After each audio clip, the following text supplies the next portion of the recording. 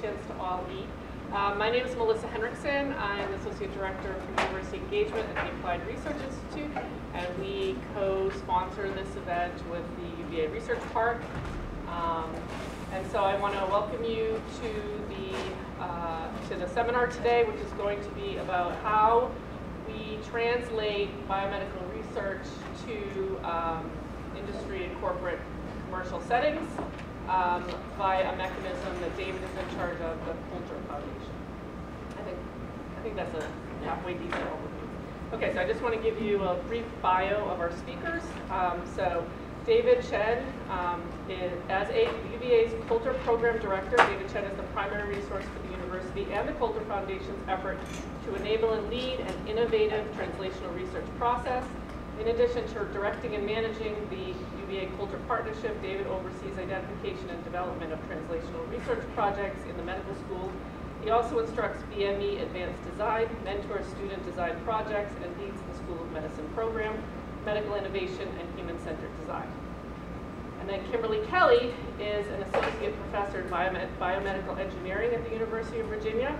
Dr. Kelly's research interests include the identification of biomarkers and development of molecularly targeted probes, both as imaging agents for the detection of various cancer disease processes and as vehicles for drug delivery.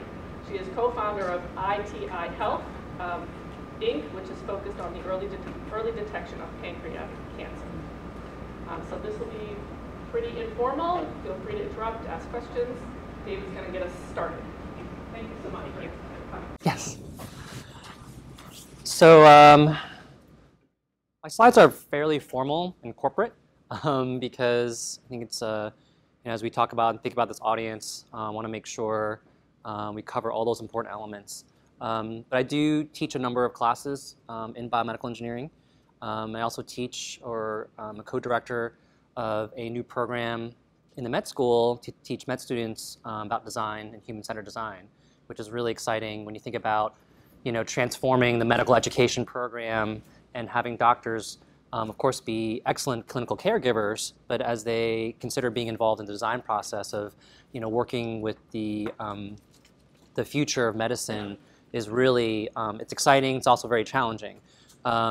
And I think some of that student engagement is probably where I have the most fun, working with 3D printed prosthetics, working with assist technologies, and then we've been talking a lot about nutrition for med school students, which little to, I guess maybe it's not a big surprise, but essentially they have great intention to eat well, and then they have to take their exams, and all that goes out the window, and they're sort of very self-deprecating about how poorly they eat, and they know this is really bad for their health. And basically we take that information and we think, well, how do we design new processes, new technologies to enable med school students or really busy people to eat better, eat more healthy, since that's such an important part of our health.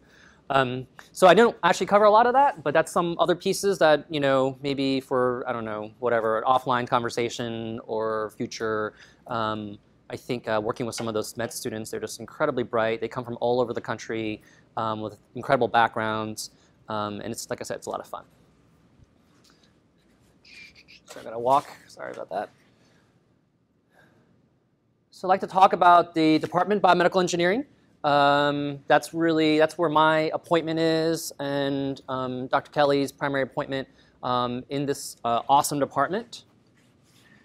So the department, starting back, is actually one of the oldest biomedical engineering departments in the country. It was really part of the second wave of biomed engineering in the late 60s. It's actually a bunch of researchers from Penn who left Penn and came down here and seeded the department. At that time, it was only a graduate program. We've been a graduate program up until 10 years ago when the undergraduate program was formed. I don't know, do we have any, I know we have Alex here, any undergrad BMEs or PhD BMEs from our department? Okay, all right, but Alex is a grad from our beneficiary of our undergraduate program. So currently we have 24 full faculty and then 27 secondary faculty. Secondary faculty is essentially their home departments in like mechanical engineering, but they do very biomedical based research. And so they'll have a dual appointment and they mentor our students and we collaborate with them a bit. We have a dual reporting structure into engineering and medicine, which is very unique. And so one way to think about it is we have double the opportunity, or other way of thinking about it is double the trouble, because we have two bosses essentially that we have to report to. But I think it's a fantastic arrangement because it drives a lot of new collaborations with clinical collaborators, as well as being able to leverage the expertise of teaching undergrads in the School of Engineering. School of Medicine it's a graduate program only, right? Medical students and PhD students in our BIMS program. And like I said, we have an undergraduate and graduate program. Both are highly ranked, consistently in the top 20, and really it's a reflection of the fantastic research that we have in our department and our collaborators. We have world-class research, and like I said, Dr. Kelly will discuss her interests and her background, and she's absolutely one of the brightest and best funded that we have in our department.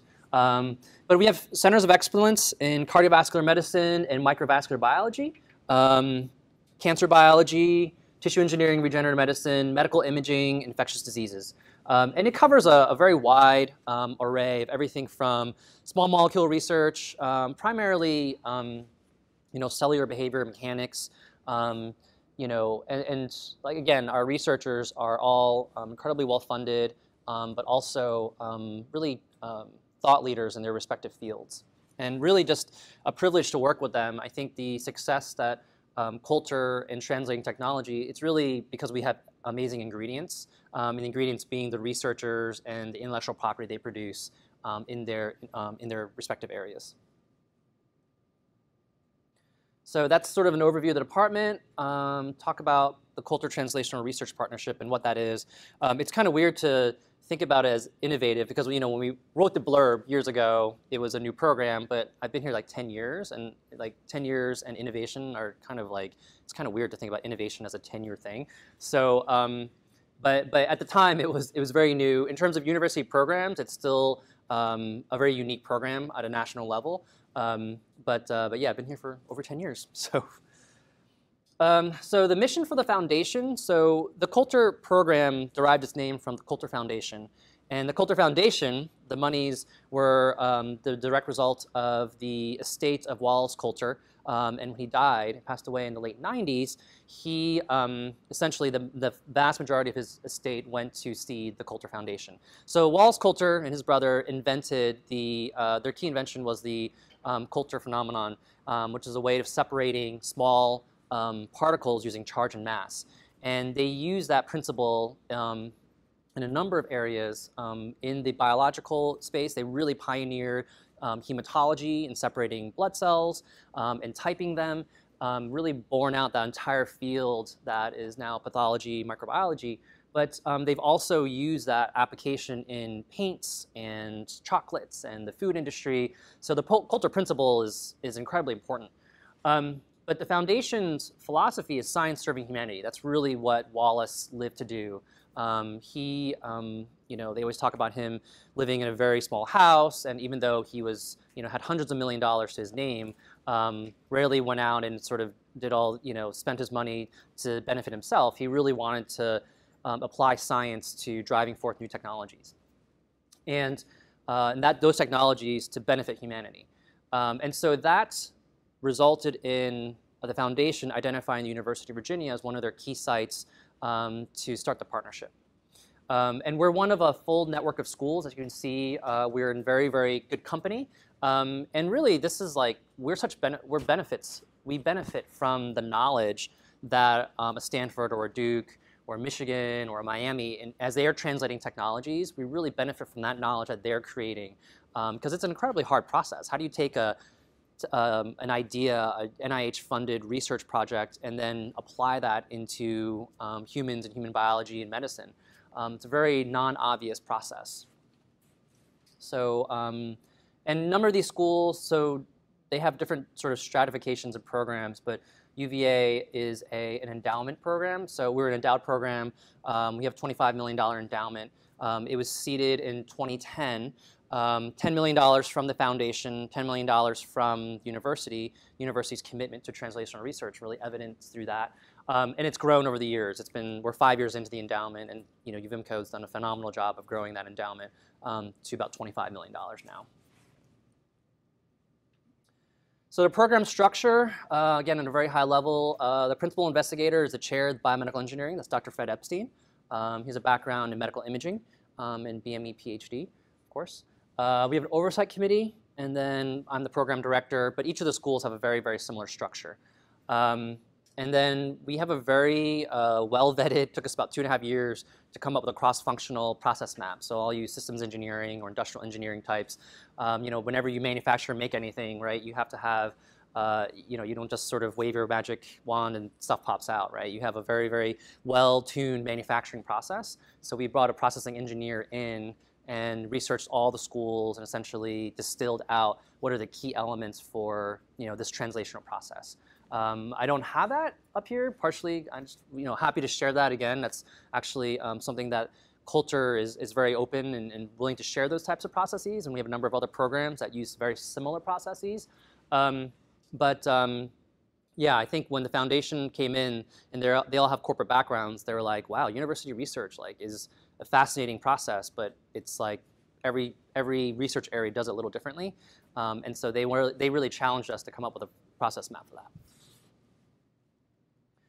And this just gives you a little sense of the networks and the people that we've had on our board. You know, I think we have had local serial entrepreneurs and people from like Tall Oaks over the years work with us, but we also had many, many people from, you know, large companies that you all recognize in the healthcare field. You know, Johnson & Johnson, Zimmer, Danaher, which is now a player in the health life sciences field, Medtronic, as well as well-known venture investors that have just great track records in the field. And again, it's just the complexity of taking a technology and doing a startup around it is just a really, really hard process. So having that knowledge base and that commitment from people in the Boston, California, Minneapolis regions is really just a fantastic opportunity for us to work with them and then also to move that project forward. So a little, just you know, where we've been. So we started in 2006, and total funds invested is $8 million. 14 startup companies, 9 licenses to industry, and $50 million in follow-on funding. And follow-on funding is a combination of NIH dollars, which is very, very important to what we do, but also corporate investor dollars. So I'm going to talk about some case studies and projects that are really exciting. So this is Ravana Medical's technology. This is the Accuro. It's a handheld ultrasound device, and their first indication is for placement of epidurals for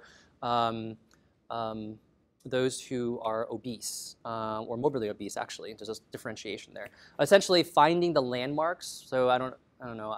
I've not received an epidural, and my wife of 3 children, she actually chose not to get the epidural. But in that process, usually you have to bend down, right? And you can imagine being a pregnant or just any, you know, just this process is not the most comfortable in the universe. And if in this particular population of those who are obese, finding the landmarks, the bony landmarks, which is what an anesthesiologist needs to do, to essentially place it in the gap between, you know, to the bony structures, the spinal column. And what they've done with this handheld ultrasound is provide a way to interrogate, a way to see the bony structures, make a mark, and then place the needle so that they don't have to do repeat, you know, needle shots. Or in some cases, you know, and we talked to many anesthesiologists about this, there's just no epidural placed. It's like, well, come back tomorrow, or if you have chronic pain, we're really sorry, you know, maybe someone else can place it for you. So they do have an FDA cleared device, 510K cleared device. They actually were at a trade show about a month and a half ago, and are making sales for their device. Just to give you a sense, we funded this project for about 2 years, 2009, 2010-ish. And they've raised, I think they're out raising another round of growth equity, because essentially to build a device, you need a lot of people, a lot of processes, right? So they're trying to raise some money to do that right now. But it's a fantastic story. Research out of John Hossack's lab. Will Malden and Kevin are the 2 senior people on that. And if you have an opportunity to meet them, they're literally like doing this in their basement, which is a little crazy. But I think from a capital efficiency standpoint, they've only raised a couple $1 million. So they're not diluted. They're very, very well. They're in a great trajectory to do some great things in town. And my hope is that knowledge will then come back and feed into the next ultrasound technology startup, right, that John is creating. So that's Ravana Medical. This is EpiEP. EpiEP collaboration with, at the time, Srijoy Mahapatra. He was an EP, and George Gillies. George Gillies is a serial entrepreneur out of engineering.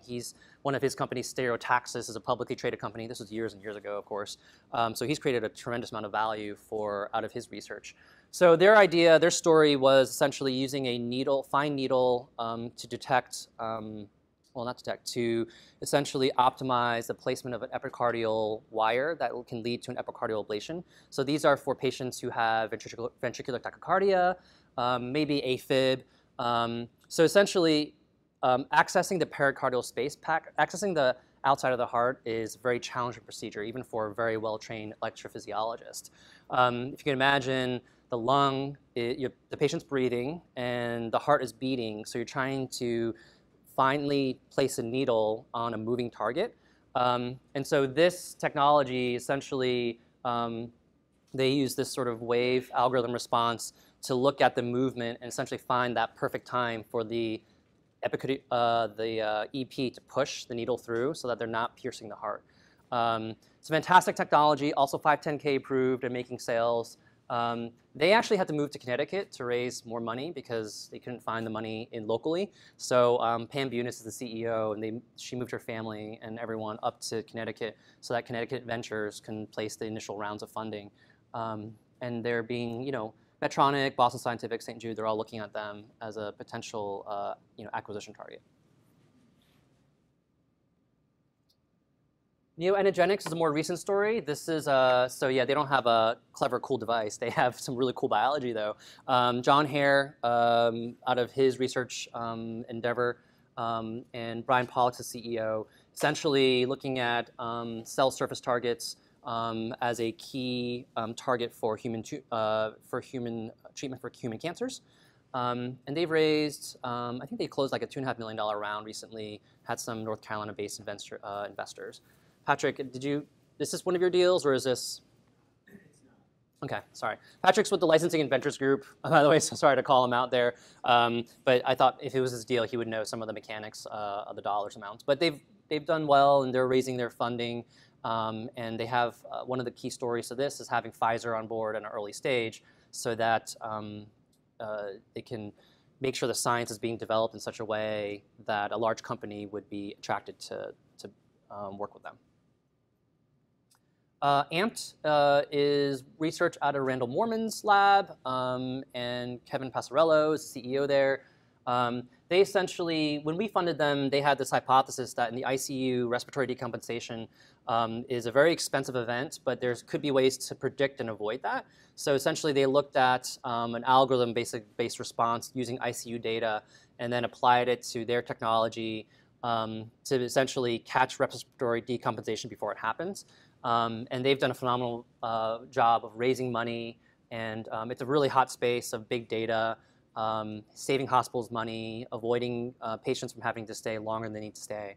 And Kevin's a really energetic manager. I think he's based out of Orange, but he's was a DC-based serial entrepreneur that's working with this team.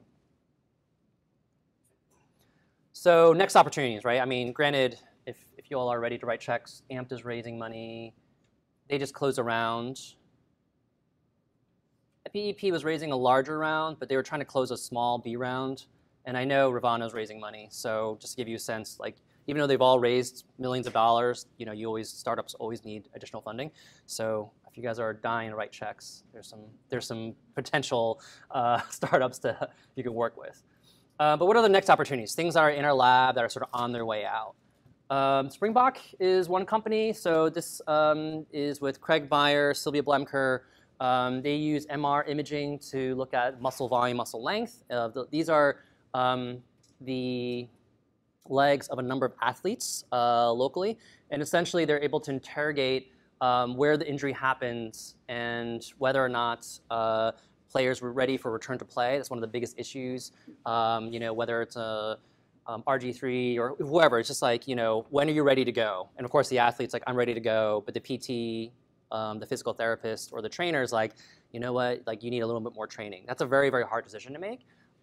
So they want to offer quantitative, non-biased data for that decision making. One of the exciting things about Springbok is that they are working with some established sports teams outside this region, world-class teams, to essentially look at this entire space of big data analytics meets sports, right? So if you go to the MIT Sloan meeting, which is always overlisted, and full to capacity meeting, they have top athletes and sports club managers there. Springbok's there in the conversation, working with some of these sports clubs. It's a fantastic story, and they are also raising some money, actually. They have some NIH or NSF dollars to de-risk the technologies further, but they're trying to raise some commercial funds. And then this is like, I literally took this morning in the lab, although they have a better version of it. So this is out of Jason Papin and Eric Hewlett's lab.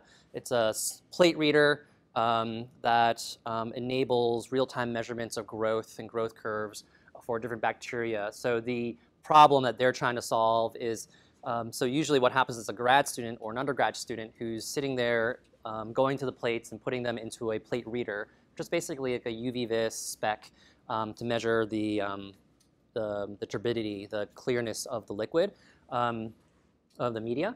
And so they want to do this in a real-time way of measuring. So these are basically LED arrays, and a plate would go in there. Obviously, it's a little raw. That's why it's the next opportunity, right? They're not quite ready. They're about to do their second-generation device. Hopefully, will be delivered in the next week or two, and then go talk to some customers and do some customer acquisition. Not a startup yet. Almost there. This might be a really good Indiegogo Kickstarter campaign, because this device itself wouldn't sort of be in the hundreds of thousands. It would be somewhere in the lower thousands.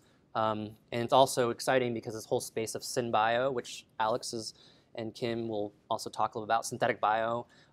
It's a really exciting space, but we've seen some interesting Kickstarters around this out of the MIT Media Lab. So that's a trend that we're tracking very closely, and something that could be really interesting for this particular opportunity. So those are a couple of our examples of technologies. So translating technology, a little bit about our process.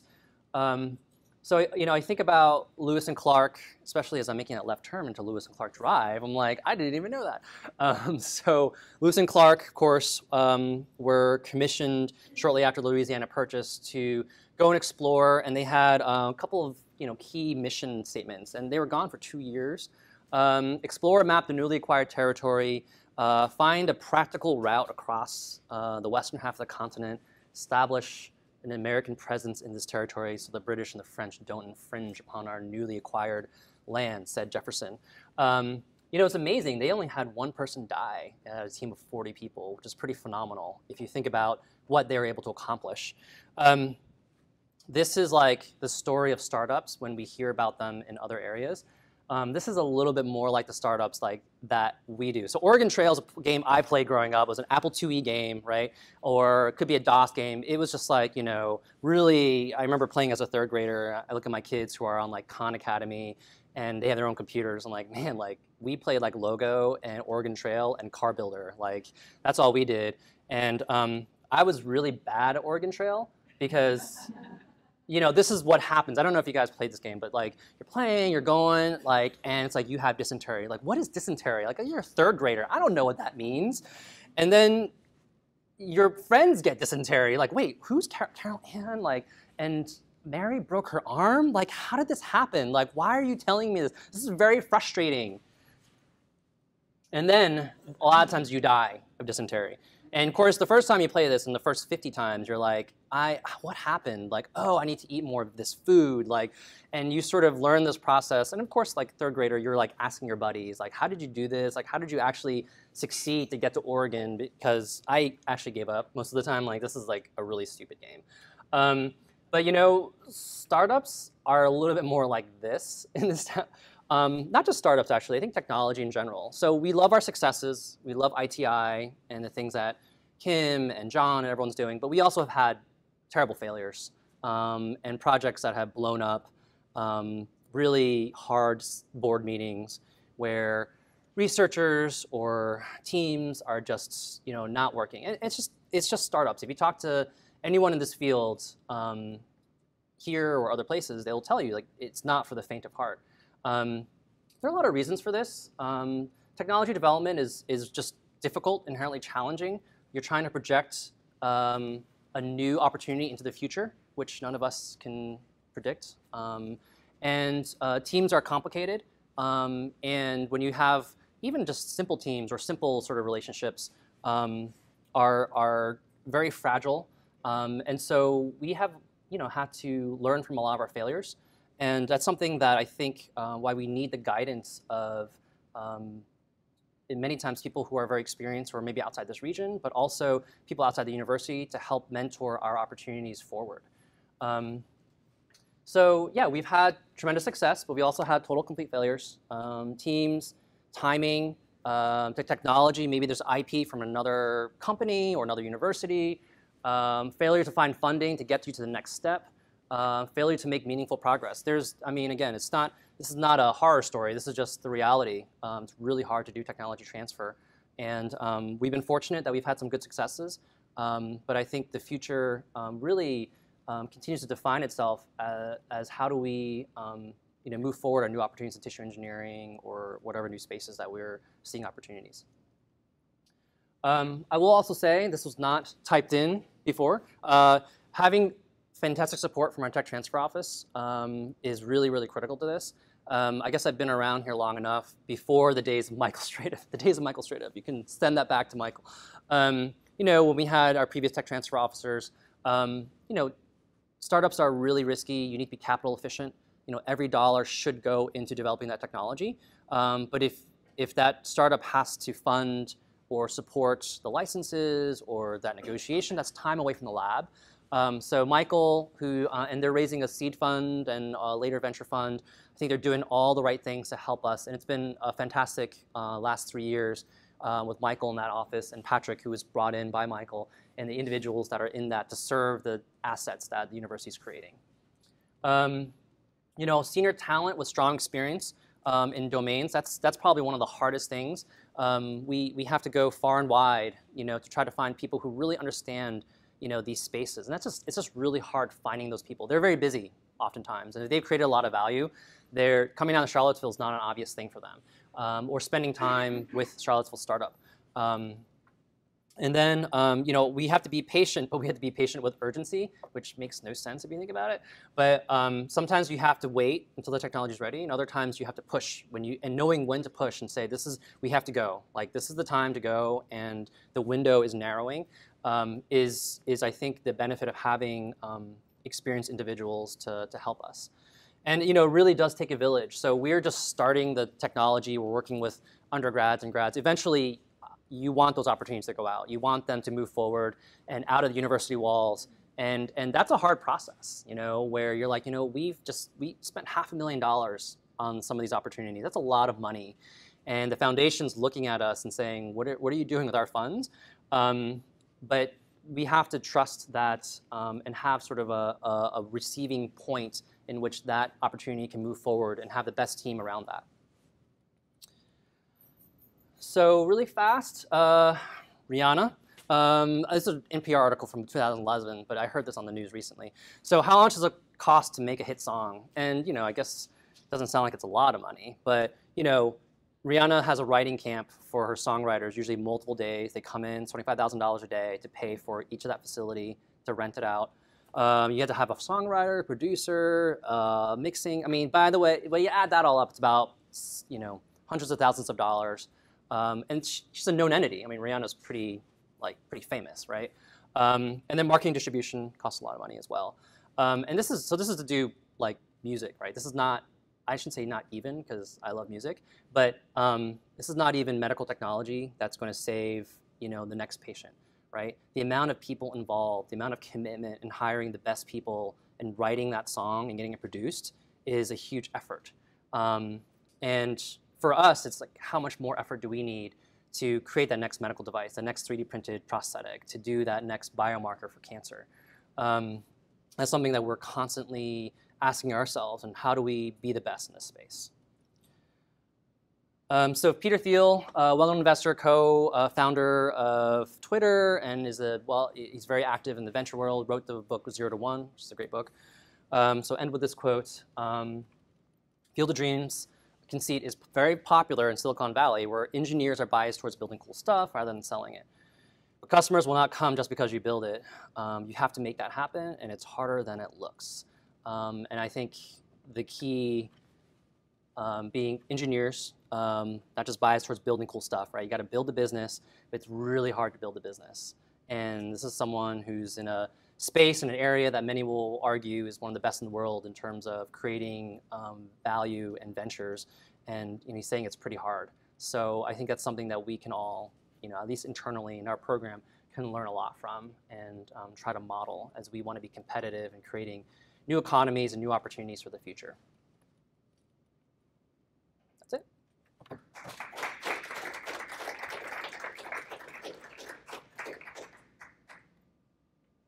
So should I unplug? Yeah. I'm going to unplug this. Is that all right? Sorry, this is yours, right? Yeah, I'll take that. Here you go. It's like, get out of our way. All right, I'll snag that when you're on. Yeah, I guess I'll take a couple questions. Thank you. Thanks. Good call. I have a question for you that I'll ask while I'm standing up here. Sure. I was just going to ask you, always the navigating the valley of death Yeah. for any technology is a challenge. Yeah. Getting from that low TRL levels up to something that's ready for more action. What would you say from your perspective are some of the things you think that really help that part of the translation happen best? Yeah. Yeah, so Valley of Death, it's a great visual, and I think there's many valleys of deaths that happen, kind of like where you can be on this Oregon Trail game and get dysentery or break your arm or not feed yourself. The Valley of Deaths are, so I am a capitalist and opportunistic. I think that they are sort of a self-checking mechanism because if every opportunity made its way out, we would, from every university, that would be a little bit weird, right? But having the right talent and the right mentoring is really important. People who really understand and have that experience. Again, knowing when to be patient, knowing when to push.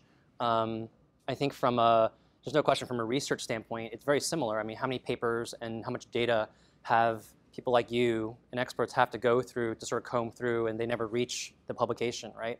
I think from the startup side, having these people who are experienced, and it's actually, and I was at a TomTom Fest lunch last week. For us, I believe it's less about the capital.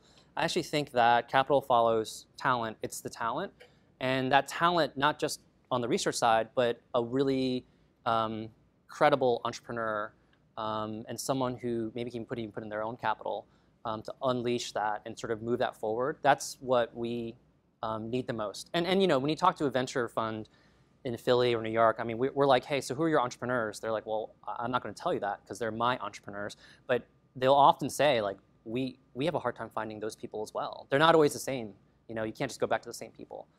So it's a talent gap that I think is what it can traverse or sort of manage through that valley of death. And the people like Kevin, Will, some of those opportunities. I didn't talk about ITI because Kim's going to talk about that. But right? Yeah, you're going to talk about ITI and the good stuff there. But those have just really good, incredible people who are sort of driving them forward. What was that? Oh, sorry. I just thought no, you're fine. Did you have a question? Is that okay? I could wait till the end. I just was wondering if you could just flesh out a little bit. What is the mechanism by which UVA investors move into Coulter? Okay, yeah, so that's a great question. Well, so there are a number of translational fund opportunities, right? Right now, there's an RFA for the Ivy Fund, which is the Ivy Foundation, sort of slightly smaller, about $250,000 to $300,000 a year. There's some corporate funds like AstraZeneca. So there's a number of funds that have been created. Coulter, the home is BME, so having a BME primary or secondary faculty is important. We have opened it a little bit to some engineering faculty who are doing biomedical research, but it's essentially a dual appointment with an engineering faculty or PI matched with a clinician. It was like that since the beginning because essentially you might end up with the two typical stories. If it's just an engineering team, it's cool technology, and so because we're doing something medical, we want to make sure we have practitioners who are seeing patients who understand that. And then the other extreme is a clinician who's like, hey, it'd be great to wave a magic wand and heal this. They're not as in tune on the technology and whether it's feasible. So having that, I think, was one of the key elements to our programs, as well as other programs in the country, the success. Yeah, maybe last one, and then we'll jump over to Kim. Yeah. The universities that you've seen as successful in helping to propagate this model, what do they do that works? What do universities do? Yeah, so what do universities do to to sort of support translating technologies? So yeah, I spent a lot of time at Stanford and at Duke. That has a great track record. Michigan, I think, has a great track record. So one thing is, and I think our tech transfer office gets this, but one thing is a tech transfer office that understands, a term sheet for an asset that goes to a Pfizer or a Merck is not quite the same as a term sheet that's going to a startup that does not have it has maybe $50,000 to their name and a brand new sort of LLC structure. That's just something that I think just has to be understood. And I think our program, our university, does a good job of understanding that. Sometimes you hear, oh, we should just give everything away, but that's also not necessarily responsible. But anyways, so that's one thing. And then the other is, the benefit of an MIT or an MGH, Kim was at Harvard, is just having people, who understand early stage, understand the complexities of negotiating with universities, and also how do you develop a technology. I mean, many of these things they still have reams of science and data, and they should, because they're still early stage research. And so having a purely business marketing person on that opportunity is not unless they have a really good technical background, you need someone who understands that space. And I think, in the Bay Area, San Diego, there are people who can sort of traverse and understand the language on both those worlds. And, supportive state programs also help a lot. So if you look at Michigan and their economic development, North Carolina, the state has a lot of non-dilutive opportunities for non-dilutive funds. Here would be equivalent to our CIT. But in terms of the dollar amounts that a Maryland or North Carolina have, we're sort of eclipsed in terms of the amount of money for startups. That's something that McAuliffe is trying to address right now with his Bio-Life Science initiative. But it's just incredible how much Massachusetts puts in to hold up their life science companies. Anyways, we can talk more. Yeah, and just to add one more thing, the other thing is for the administration to be supportive of entrepreneurship. We are judged by publications and grants, not so much by patents and by startup companies. And so where they're really successful is they start to write that into our metrics for evaluation. And so if you really want this to happen, you have to build a culture of it, and you have to enable the faculty to be able to do this in a non-traditional for an academic situation. We're getting there, but not quite. So I want to talk to you a little bit.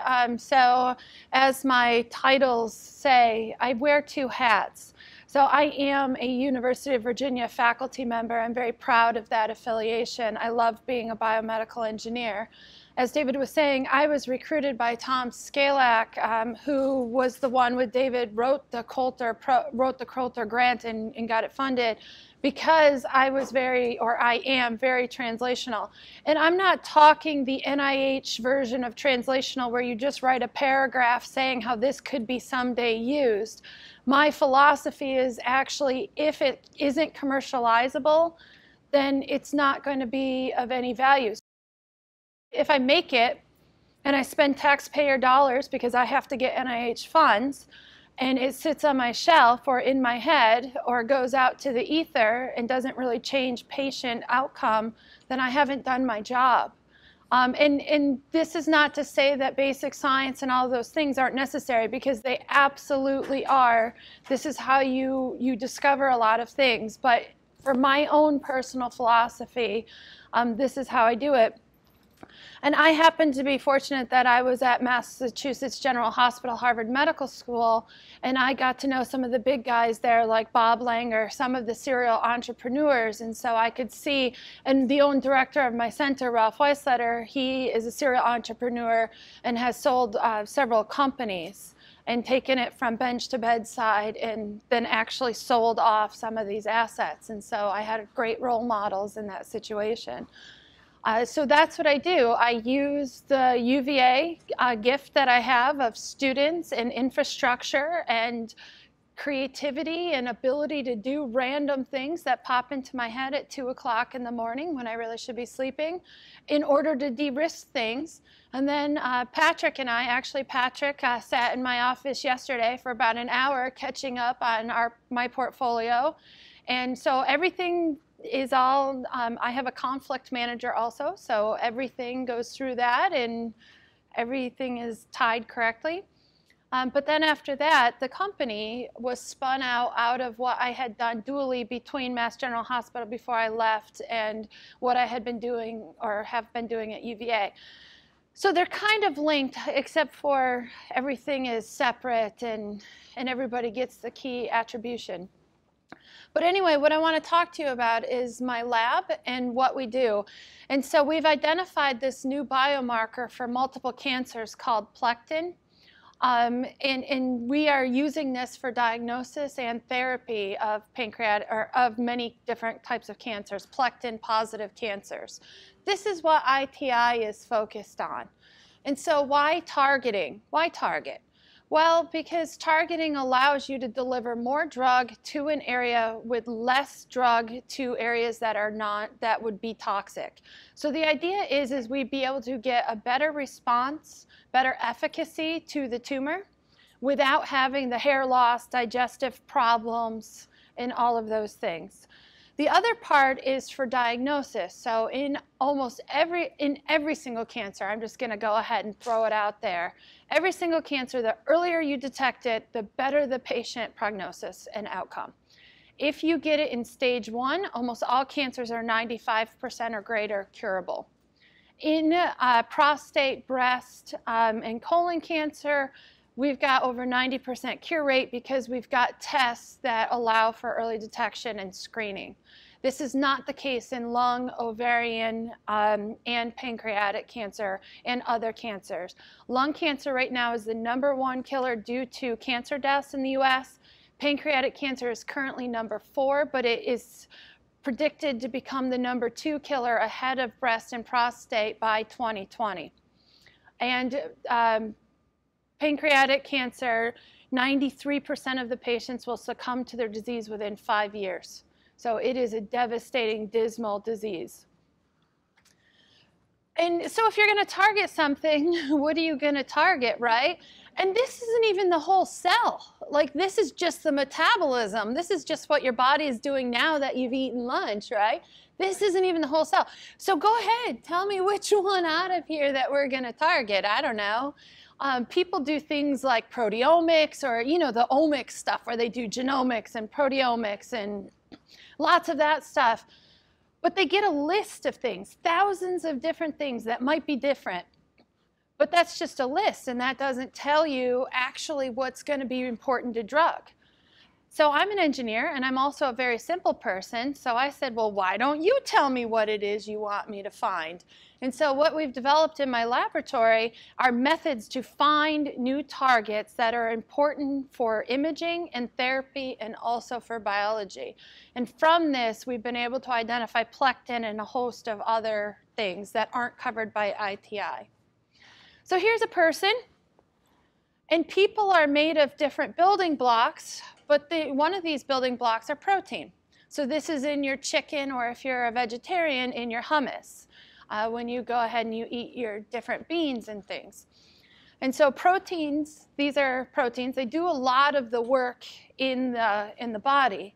Well, proteins are composed of peptides, and then peptides are composed of smaller building blocks, which are amino acids. And so these are all naturally occurring. The body knows what to do with them. If you inject a peptide, or if you put it on your skin, I'm getting to that age where peptide therapies are pretty good for my skin. The body knows what to do with them. The body can degrade them into amino acids, and then the body takes it and then builds up new proteins. And so proteins or peptides are really cool things to use for targeting. And the other thing is, so peptides are really good. And then proteins have to interact with each other. That's how they do all of this stuff inside the cell. That's what they do. They have to bind together. And so what we can do is we can use peptides, which are these naturally occurring amino acids, and figure out what proteins we need to target. Proteins that are unique on the cancer, that do something on the cancer, that allow us to detect it with imaging, and then also target it for new therapies. And so these peptides are synthetic. It's pretty easy to get through the FDA. We can chemically synthesize them. I call up a GMP manufacturer for $10,000. They send me enough for over 2,000 patients. And the FDA knows what to do with them. And so we were able to, in 5 years, go from discovery of this protein, plectin, and the peptide, all the way through a clinical trial, first-in-human clinical trial. So how do we do this? Well, I like to play with viruses, as weird as this sounds. Viruses, so humans, what infects us are called viruses, but bacteria have viruses too, and for some reason they call them phage. It's all the same, just phage-like bacteria, viruses like us.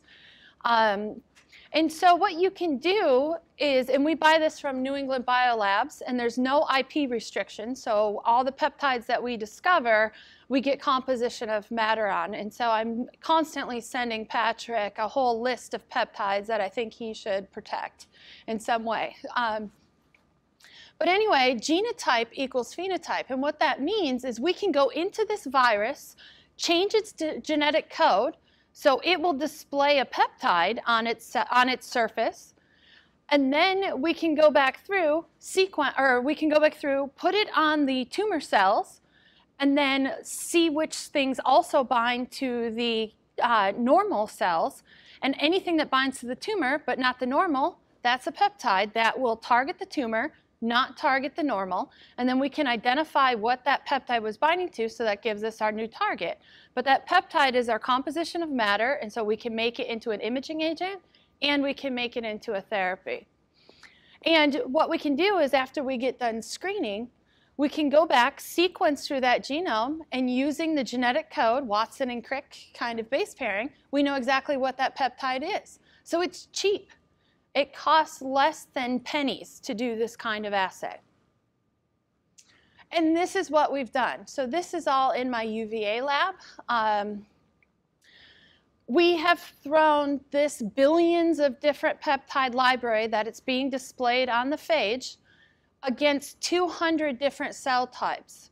And so this is in vitro. So these are tumor cells or normal cells or whatever it is grown in cell culture. This is ex vivo, so I've got a collaboration with Colleen McNamara in the Cardiovascular Research Center, where she gets tissue from patients undergoing bariatric surgery. We've done it ex vivo against fat and patient samples, because we're looking for things that will change fat metabolic profiles, all the way to in vivo. So we've done some of this screening in vivo in animals by injecting the phage into the animals and then recovering the phage after. This is only a snapshot. This is only 53, but we've done 200, and we have billions of peptides, so it would kind of go all the way to the end. These on the side, each one of these boxes is a different peptide. The orange means it's high. That peptide was it bound high to that tissue, and the blue means it really didn't bind. So what you can see is we can identify peptide signatures of almost everything. This is a cancer signature. This is a pancreas signature, a fibroblast, fat, skeletal muscle, heart, kidney, so on and so forth. Each one of these peptides represents something unique that is binding to the surface of that cell. And so we have targets for everything, including B cells, all the subsets of B cells, and T cells, which are really hot for immunotherapy right now. So from this kind of screen, we identified this protein, plectin-1. This is the one, again, switching back to ITI. This is licensed to ITI. Plectin-1 is normally expressed in the cytoplasm, so inside the cell. And what we found using our methods is in cancer, and only cancer, it's put on the cell surface. So now our peptides can find it. So when we inject this into an animal or a person, it only goes to the tumor. It's not, this protein is not expressed anywhere else, just the tumor. We've done a lot of analysis, so this is a true biomarker. 6 different pathologists in 4 different institutions, so MGH, UVA, Mayo in Florida, and UCLA. So 6 or 7 different pathologists with 4 different centers, over 200 different tissues. So Plectin-1 is a true biomarker in the real setting or in the real use of this for pancreatic cancer and for other tumors. So it's in additional tumors. It's in esophageal cancer. It's in head and neck, squamous cell carcinoma, also ovarian cancer, and a subset of lung cancers. So we did the screen originally against pancreatic cancer, but then through our findings, we're finding that plectin is actually a good biomarker for most of the deadliest cancers, the top 8 deadliest cancers. And so then we started looking at this. Well, what is plectin? What does it do? It's clearly not doing what it does in normal cells because it's outside the cell. So we use traditional techniques where we get rid of that protein. So we knock it down, it's called, and then we take those tumor cells that either are positive for plectin or we've knocked down for plectin, and we implant them into the mouse pancreas. And you can see, both by the quantitation and just visually, without plectin, the tumors hardly grow. And we've also gotten rid of the metastases. The tumors don't metastasize. So this protein is really important for the biology of the tumor. And we have 2 or 3 papers really that goes into the science behind how it's getting on the cell surface and what's happening. So we really know a lot of the biology and the mechanisms. But I won't bore you by completely geeking out with this. So it's an interesting protein that we've discovered that furthers biology, but we've also made the clinically relevant agent. So this is the imaging agent. And with a lot of help from UVA, so there's an enormous infrastructure that the Cancer Center is building up to enable IND writing, human protocol writing, shuttling it through the FDA, so on and so forth. So with all of that help, we were able to image the pancreatic tumor in the pancreas. And then this patient, all of our patients had their pancreas removed. That was part of the protocol, is that they had to be surgically resectable. Here's the tumor here on white light. This is a normal pancreas. This is your duodenum or your small intestine. The brighter spot is where the agent is. And then the rest of this is the normal. So we have a tumor to normal activity ratio of 3.6, which is really good for an imaging agent. And because we were able to do this first in human, it cost us about $100,000, and some of that was funded by Coulter, which was really exciting. And my clinical collaborator was Todd Bauer, a surgeon here at UVA. The kidneys are too high. So using this data that we got through this clinical trial, I was able to partner with a PET chemist, a positron emission tomography chemist, and we just got word that we are going to get a $2.5 million academic industrial partnership grant to fund this work and to take this back into the clinic. So again, that's a NIH mechanism that's all non-dilutive funding. So we'll be able to go through the phase 1 trial with the new agent. And we were really robust about this. And so we hired a CRO, a contract research organization, to do all of the data analysis. So they collected all the specimens, did all of the data analysis, and we'll be able to show that soon. And that's just good in the optics way. So as we are trying to get acquired or partnering, the due diligence, we have SOPs that we were able to transfer to another organization, and they were able to reproduce everything that we found. So we're very mindful of this kind of stuff. And in fact, the reason why that I'm so excited and interested in companies besides wanting to translate things out is that as a scientist, I have no shortage of people who tell me I have no idea what I'm doing. My students tell me that. You know, I go and I present my stuff at conferences, and people will tell me that. My rejections for grants and papers tell me that.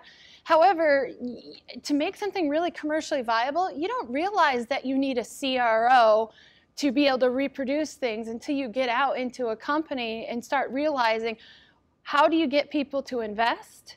Because if you don't have funds, you know, these things die. And so how do you get them to invest? What is good enough? That's a good question. As a scientist, I'll keep improving this, you know, so where is it? Is it even marketable? Should I even start this? Okay, it looks really good from a scientific point of view, but is this something that would be useful and that would actually return on investment and so on and so forth? So these are all things that I'm learning as being a principal scientific officer, and it really changes how you do research in your lab if this is what you're interested in, if you're really interested in translation.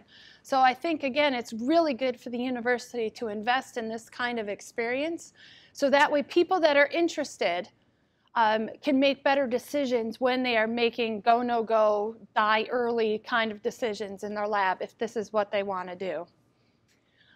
So finally, the company is interested in therapy, and I can't talk about it because you're all not under a CDA, but just say that the imaging is the companion diagnostic, and so we would first detect whether plectin is there present in the cancer.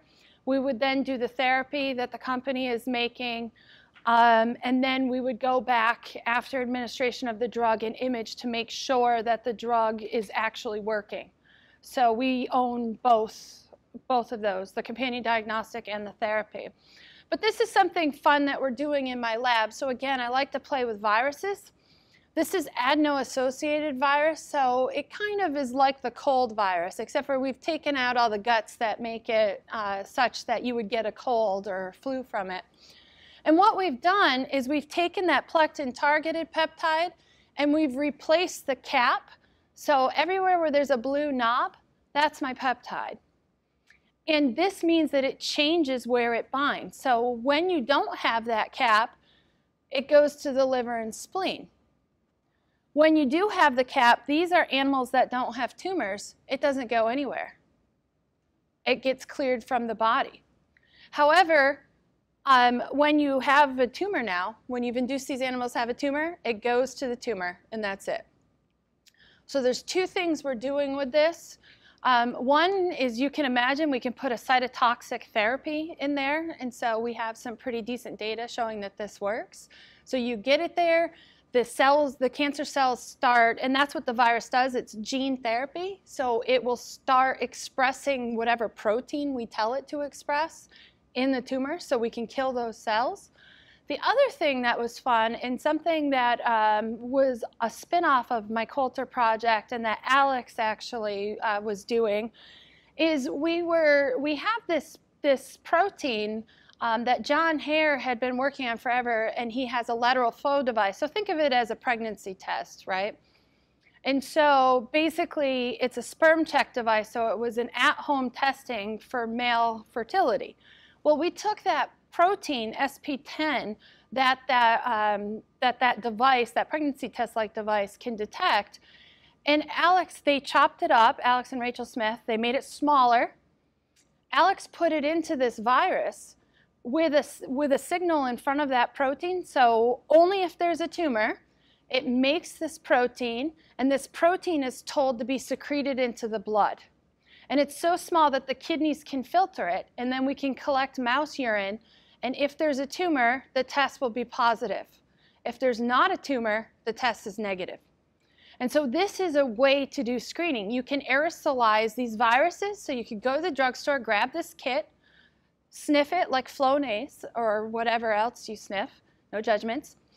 My children are into these markers that smell, you know, like not the real mark, but you know, the blueberries and stuff. Anyway, yikes.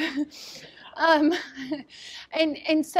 then 24 hours later, the idea is that if you have a tumor, then it would be positive and you should go follow up with your doctor. And then again, ITI Health would have the imaging agent that would be able to tell the doctor almost conclusively that yes, you have a tumor and this is exactly where it is.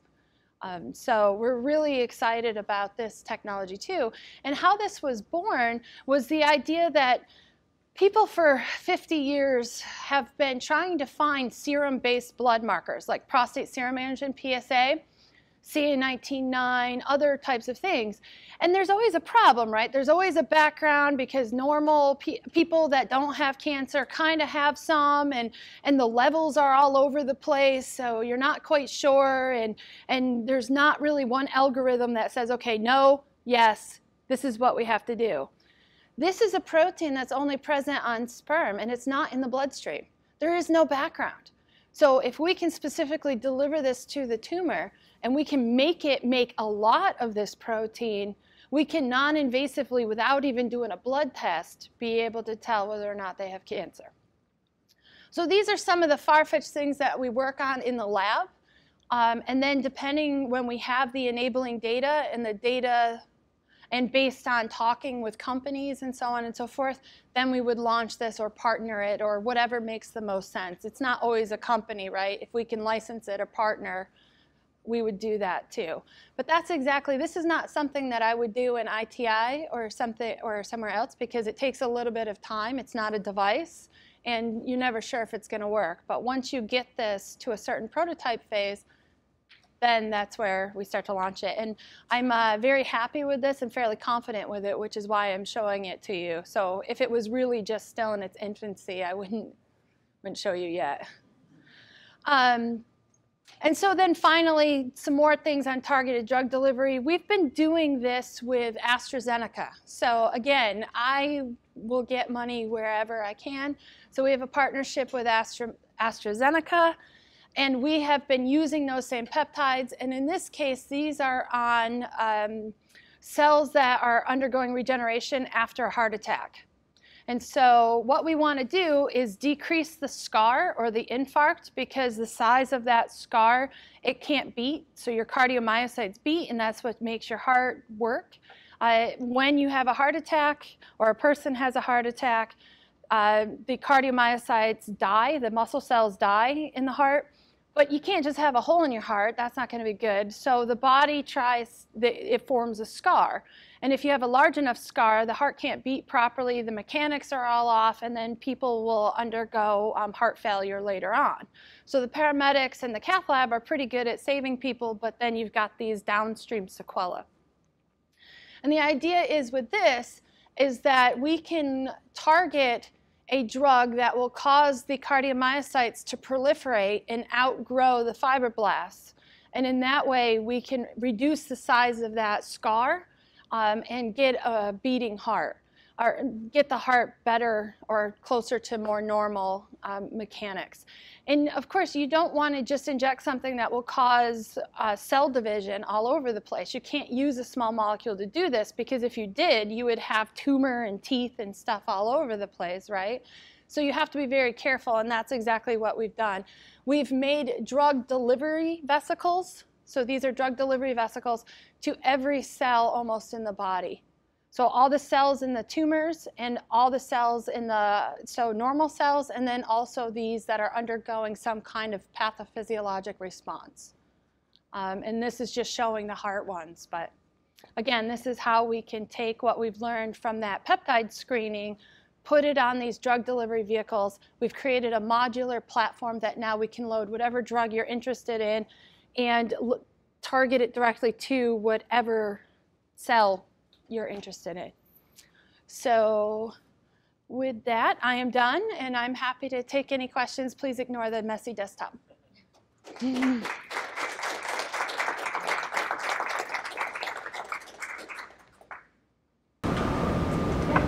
just have to ask, the Born Identity movies, and the last one they talked about using viruses to change the genetic structure, the lock-in changes.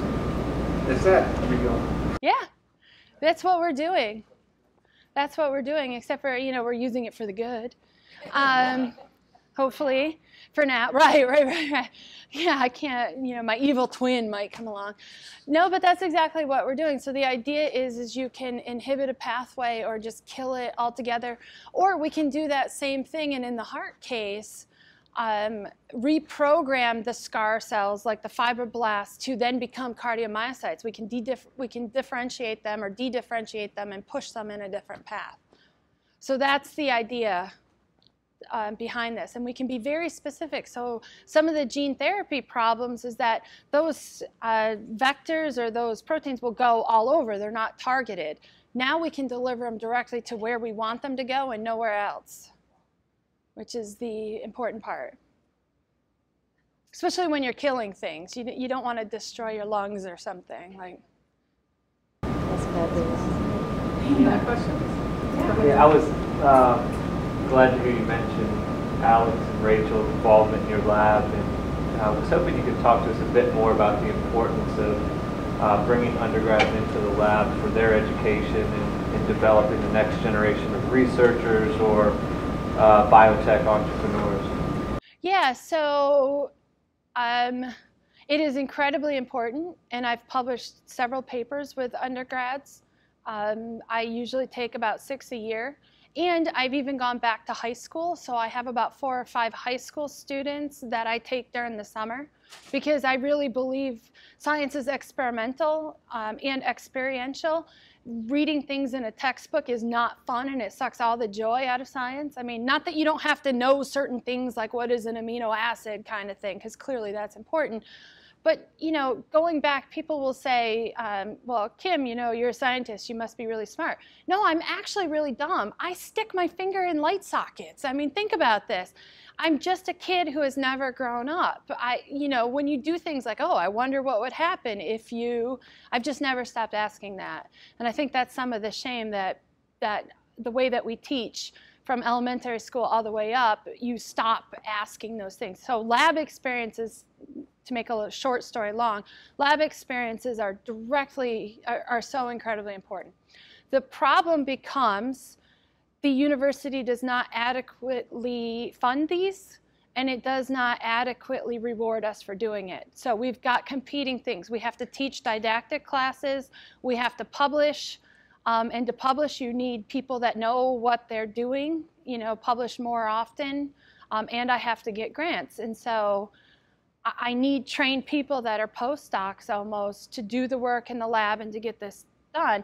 And they rely on my funding from the NIH to take an undergraduate and pay for their supplies and everything else. And so that's the key barrier. It really holds things back as much. And I love undergraduates. They're enthusiastic. They're idealistic. You can give them things that you don't think would work, and they have no idea that it shouldn't work. And so they do it, and then sometimes it works, and then you're like, hot damn, right? There's just so many things I love about it, but especially with everything being squeezed, with the NIH funding dropping, with Richmond not really being able to support higher education, it's just, I think it's at its breaking point. We just can't do it. So it's unfortunate, and it's so incredibly important. I think it's a real shame. So from a research infrastructure standpoint, do you have what you need? Do you do data analytics? Is that something that you do to solve these issues? Do you have what you need? I don't, and we're in the process. I think UVA is in the process. There's been some discussion about that. But the peptide matrices and things that I was showing you, the reason why I can't show you all of what we've done is our computers just crash. So we're chaining 2 or 3 together, and we don't have the tools. But like I said, I've heard that at least on the School of Medicine side, they're starting to talk about this in data analytics, and it's big. I mean, this is big science or big data. There's so much data out there, and we just don't know what to do with it. And so I think a very thoughtful, even down to choosing cancer drugs, like I told you, the target problem. I'm wondering if in like 15, 20 years, I'll be out of a job, or I'll have to reinvent something else, because people will have figured out how to take the last 20 years worth of data and actually make it into something useful, synthesize it into something useful, which would be really cool. Right. There are no more questions. Thank you so much. That was fascinating.